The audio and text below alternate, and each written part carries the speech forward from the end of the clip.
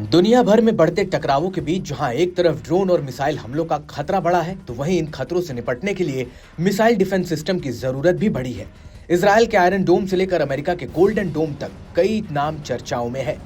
हाल ही में पहलगाम आतंकी हमले के बाद हुए भारत और पाकिस्तान टकराव ने एक कारगर रक्षा कवच की जरूरत को और मजबूती से जताया है। हालांकि मिसाइल और ड्रोन हमलों के खिलाफ अपने डिफेंस सिस्टम को मजबूत बनाने की कवायद में कई देश जुटे हैं, तो वहीं इन डिफेंस सिस्टम को भेदने की तकनीक विकसित करने की भी होड़ सी लग गई है। हाल ही में यूक्रेन ने रूस के वायुसेना ठिकानों को बेहद छोटे ड्रोन्स का इस्तेमाल कर किए हमले से लड़ाई का एक आयाम दिखाया। वहीं यमन के हूती ने भी अपनी नई मिसाइल की जानकारियों को साझा कर जानकारों को चौंका दिया है और डरा भी दिया है। अमेरिका और इजरायल से लगातार पंगा ले रही हूतियों की सत्ता ने एक नई मिसाइल विकसित करने का दावा किया है, जो न केवल डिफेंस सिस्टम को भेद सकती है बल्कि एंटी मिसाइल वॉर से निशाना बनाए जाने के बाद और भी घातक हो सकती है। कारण इसके वॉरहेड में मौजूद छोटे छोटे कई वॉरहेड बिखर कर तबाही मचा सकते हैं। यानी ये एक ऐसा हथियार है जो रक्त बीज साबित हो सकता है, मारने की कोशिश किए जाने पर और अधिक नुकसान कर सकता है। यमन में अंसारुल्लाह की सत्ता वाले हूती विद्रोहियों की तरफ से इजरायल के खिलाफ धमकियों के साथ ही इस नई मिसाइल के परीक्षण की तस्वीरें सोशल मीडिया पर साझा की गई हैं। बीते कुछ दिनों में यमन की तरफ से इजरायल की राजधानी तेल अवीव के बेन गुरियन एयरपोर्ट समेत कई ठिकानों को लगातार निशाना बनाया जा रहा है। साथ ही हूती दावा कर रहे हैं कि इस नई मिसाइल का भी वो जल्दी इस्तेमाल कर सकते हैं।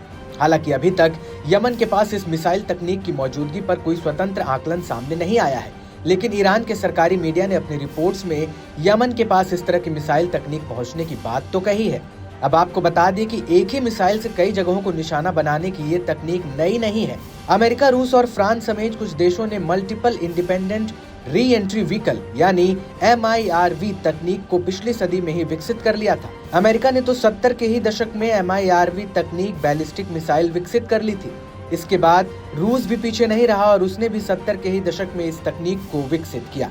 परमाणु हथियारों की ताकत रखने वाले देशों के पास MIRV तकनीक वाली मिसाइल का होना बड़ी बात नहीं है, लेकिन यमन जैसे मुल्क और हूतियों की सत्ता के हाथों में MIRV तकनीक वाली मिसाइल का आना एक नए खतरे की घंटी बजाता है। खास तौर पर इजरायल ही नहीं, सऊदी अरब, जॉर्डन और UAE जैसे देशों के लिए भी ये खतरा है। ऐसे में सवाल उठता है कि हूतियों के पास इस तरह की मिसाइल तकनीक कहां से पहुंची। इस सवाल का कोई सीधा और स्पष्ट जवाब तो मौजूद नहीं है, लेकिन ईरान के साथ हूतियों की जगजाहिर करीबी को देखते हुए बात से इनकार नहीं किया जा सकता कि यमन ने ईरान की मदद से ही इसे बनाया है।